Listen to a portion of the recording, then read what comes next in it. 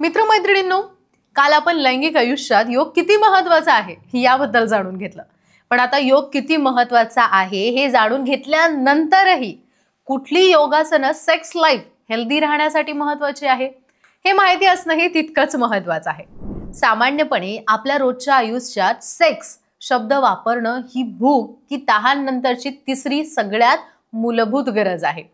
तरी सुद्धा भारतात आणि इतर देशात हा शब्द निशब्द मानला जातो. परंतु प्राचीन भारतात या विषयाशी संबंधित विविध संस्कृत ग्रंथानुसार लोक कदाचित त्याबद्दल कमी लाजाळू होते.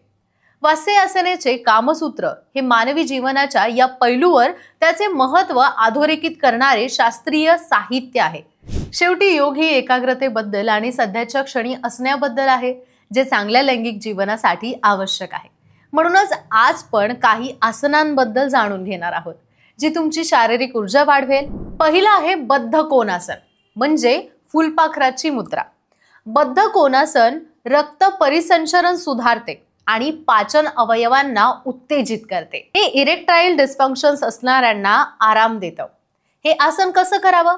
तर आधी पंख असलेल्या फुलपाखरासारखं दिसण्यासाठी पायाचे तळवे एकमेकांपासून दाबून जमिनीला सरळ बसा. दोन्ही गोटे आपल्या पोटाच्या तळाशी आणा. अंगठा आणि पहिल्या बोटाच्या मदतीने पायाचे अंगठे पकडा.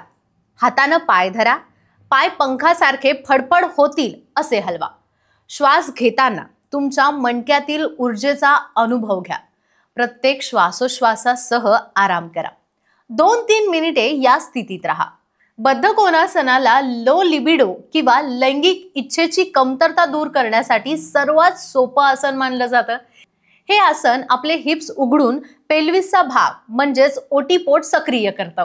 आपल्यापैकी बहुतांश जण दिवसभर एकाच ठिकाणी बसून काम करतात. त्यामुळे शरीराचा सारा ताण आणि तणाव आपल्या शरीराच्या हिप्सवरच येतो. परंतु जेव्हा आपण बद्ध कोणासनाचा सराव करतो तेव्हा हा तणाव हळूहळू मुक्त होण्यास सुरुवात होते. आपण आपल्या लैंगिक जोडीदाराबरोबर सहज कार्य करण्यास सक्षम होतो. हे आसन आपल्या शरीराला आनंद अनुभवण्याची संधी देतं. याच्या सरावात सेक्स टायमिंगही वाढू शकतो. यानंतर दुसरं आसन म्हणजे अधोमुख श्वासन. अधोमुख श्वासनाचा उपयोग हा मुख्यतः संपूर्ण शरीराची लवचिकता वाढवण्यासाठी आणि कंबर किंवा मानेचा कोणत्याही वेदनेपासून सुटका होण्यासाठी केला जातो. कारण कंबर आणि मान हे दोन्ही शरीरातील खूप संवेदनशील ठिकाणी मानली जातात. यांना स्पर्श केल्यावरही लैंगिक इच्छा वाढू शकते. हे आसन करण्यासाठी योग मॅटवर पोटावर झोपा. श्वास घेत पाय आणि हाताच्या जोरावर शरीर उचला. टेबल सारखी आकृती करा. श्वास सोडत हळूवार हिप्स वरच्या बाजूला उचला. कोपर आणि गुडघे घट्ट ठेवा. आपले शरीर उलट्या व्ही आकारात असल्याची खात्री करून घ्या. या आसनादरम्यान खांदे आणि हात एका सरळ रेषेत ठेवा. हात जमिनीच्या बाजूने दाबा आणि मान ताणवण्याचा प्रयत्न करा. कानांनी आपल्या हाताच्या आतील भाग स्पर्श कराल. डोळे नाभीकडे केंद्रित करण्याचा प्रयत्न करा आणि काही सेकंद त्या स्थितीत राहा. यानंतर गुडघे जमिनीवर ठेवा. पुन्हा टेबलच्या स्थितीत परत या. हे आसन करताना तुमचे हिप्स हवेत असतात. त्यामुळे ओटीपोटाच्या भागात रक्तभिसरण वाढतं. तर डोके खाली असल्यामुळे मन वेगाने उत्तेजित होतं. ही स्थिती तुमची लैंगिक इच्छा वाढवण्यास मोठ्या प्रमाणात परिणामकारक ठरते. यानंतर तिसरं आसन म्हणजे भुजंग आसन. या आसनाच्या मागे वैज्ञानिक संशोधन सिद्ध आहे. वैज्ञानिकांनुसार कार्टिसोल नावाचं हार्मोन शरीरात ब्लड प्रेशर आणि स्ट्रेस वाढवतं. भुजंग आसनाच्या नियमित सरावाने शरीरातील कार्टिसोलचा उत्पादक 11% कमी होतो. तर टेस्टोस्टेरोनची पातळी 16% वाढते. भुजंग आसन करताना पोटावर जमिनीच्या दिशेने झोपा. आपले दोन्ही पाय तळवे मांडीजवळ ठेवा. आपले गोटे एकमेकांना स्पर्श करत आहेत याची खात्री करा. दोन्ही हात खांद्यापर्यंत आणून तळवे जमिनीच्या दिशेने आणा.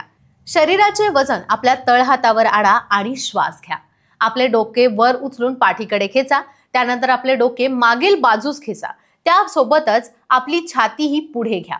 लक्षात असू द्या, आपले खांदे कानांपासून दूर राहिलेच पाहिजे आणि खांदे मजबूत होतील याची देखील खात्री करा. आपल्या हिप्स, मांडी आणि पायाने जमिनीच्या दिशेने दबाव वाढवा. शरीराला या स्थितीत सुमारे 15 ते 30 सेकंद ठेवा. आपले पोट जमिनीकडे दाबले जात असल्याची जाणीव होते का बघा. मुद्रा सोडण्यासाठी हळूवार आपले पाय पुन्हा बाजूला आणा, आपले डोके जमिनीवर ठेवा, हातावर डोके ठेवा, हळूहळू एका बाजूला व्हा आणि धीम्या गतीने 2 मिनिटांचा श्वास घ्या. ही तिन्ही आसनं तुमच्या लैंगिक आयुष्यासाठी अत्यंत महत्त्वाची आहेत.